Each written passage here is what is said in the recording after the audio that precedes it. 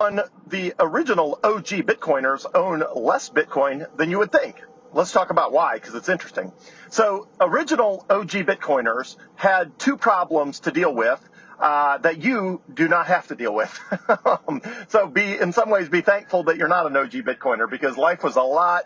It was a lot scarier or not scarier. It was a lot more prone to error and prone to hacker in the very early days of Bitcoin. So, two things that resulted in a lot of OG Bitcoiners having a lot less Bitcoin than you would think was exchange hacks and people losing their Bitcoin or throwing it away because it was just worth so little that it didn't matter. So this was a constant happening between 2009 and probably 2013, and was probably still happening up through 2016.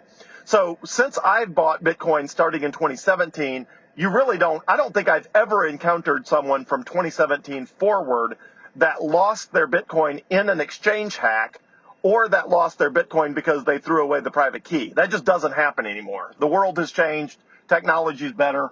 You know, the something called seed phrases was invented, which you don't have to worry about, but, you know, it made it a lot easier for techie people to keep track of their Bitcoin, even if they want to do it all themselves and all that sort of stuff. Well, none of that stuff existed in the early days of Bitcoin. And so very early on, people would go buy Bitcoin on Bitcoinica or Mt. Gox or any of these services, and there was not a good way to self-custody your Bitcoin. There was nothing like BitKey, which is by far the best way, and there were not reputable exchanges like Coinbase and River and others that were not just going to get hacked.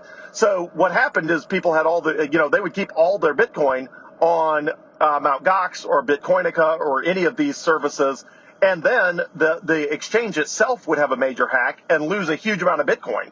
And they might own tens of thousands of Bitcoin, and poof, it would just be gone.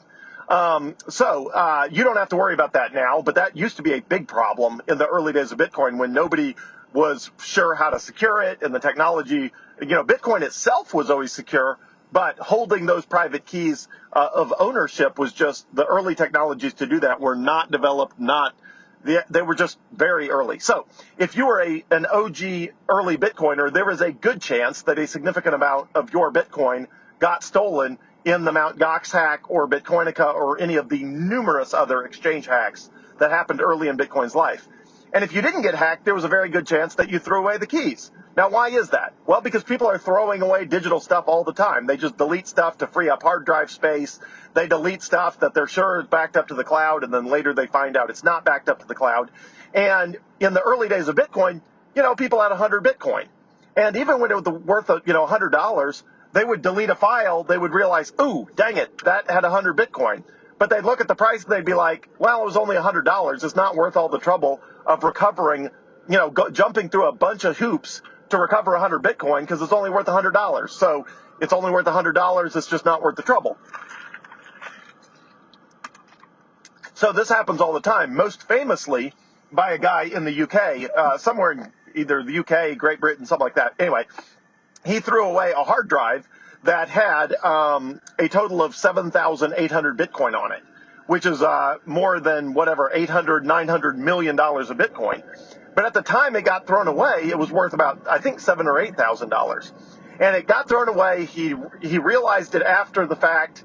But at that point, the dump truck or not the dump truck, but the trash truck, the garbage truck, whatever you want to call it, the garbage truck had left. It was no longer in his neighborhood. There was no way to track it down. Now, obviously, if it was 900 million, people would have called emergency services and gone and camped out at the dump and gone through every trash truck that showed up for the next 2 weeks looking for that hard drive. But at the time, it was like $7,000. It's a big loss, but nobody's going to chase the trash truck all over the planet for $7,000 when there's no guarantee you'll ever find the trash truck that's got your Bitcoin hard drive in it.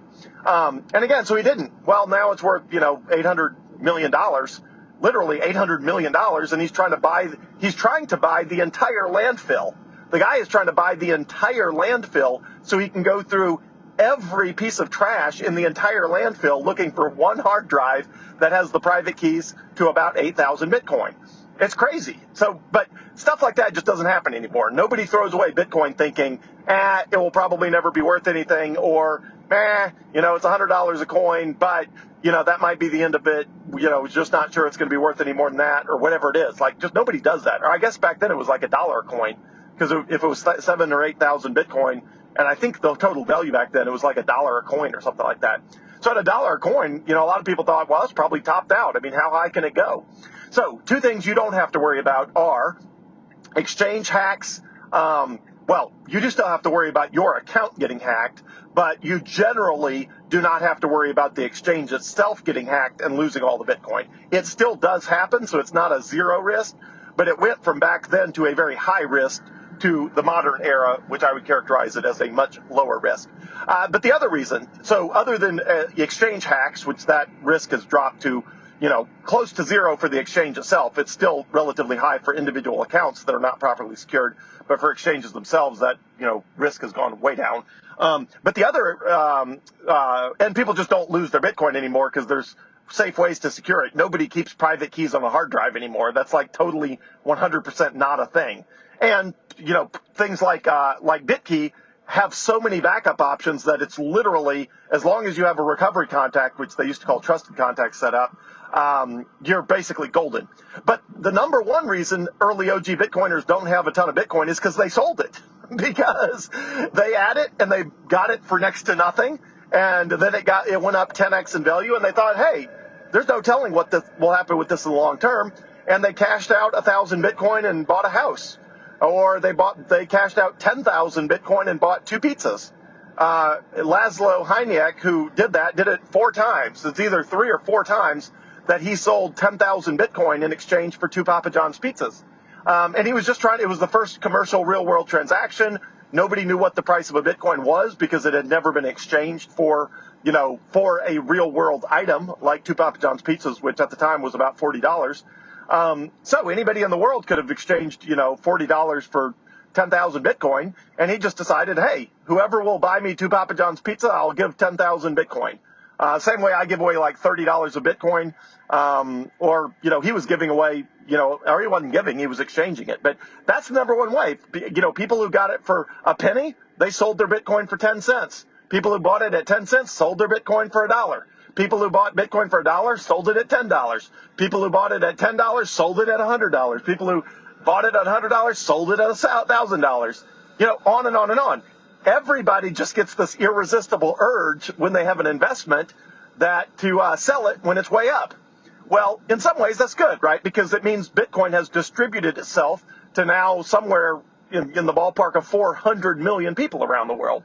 If those original OG Bitcoiners had never sold any of their Bitcoin to buy a house or a car, pay off a student loan, whatever it is that they sold it for, or exchange it for 2 Papa John's pizzas for 10,000 Bitcoin as the very first commercial transaction for Bitcoin for something in the real world, other than just, swapping it in and out of, US dollars or something, if nobody had done that, the Bitcoin would all be owned by the OGs. And the reason it's not is because they did with their Bitcoin exactly what you will probably do with your Bitcoin, which is if your Bitcoin makes you 10 times more wealthy, I promise you're going to find it irresistible to convert some of that wealth into things that improve the life of you and your family. And that's good. There's nothing wrong with that. But I often hear people say, wow, I wish I was an OG Bitcoiner, because if I was back then, I would have been super careful not to throw away my private keys. I would have been super careful not to keep my Bitcoin on an exchange. And I never would have sold Bitcoin that I bought for $1 for $100. And let's be honest, you and I absolutely positively would have done that. So let's not pretend that somehow we are so much more geniuses than the OG Bitcoiners that we never would have sold it because we would have known it was going to more than 100,000 a coin. Nobody knew Bitcoin was going to more than 100,000 a coin. I mean, nobody knew that. Nobody could predict the adoption of Bitcoin. So the same is true now. Somewhere, when you buy Bitcoin right now for $105,000 a coin, that means someone somewhere is selling Bitcoin for $105,000 a coin that they probably bought for $10,500 a coin or $10,050 a coin. And they're up 10x. And they're thinking, hey, there's something I want to buy for my family. And so anyway, that is the journey. That is why Bitcoin has beautifully distributed itself all over the world, and it's why it's available for the cheap price of $105,000 right now. Have a great day, everyone.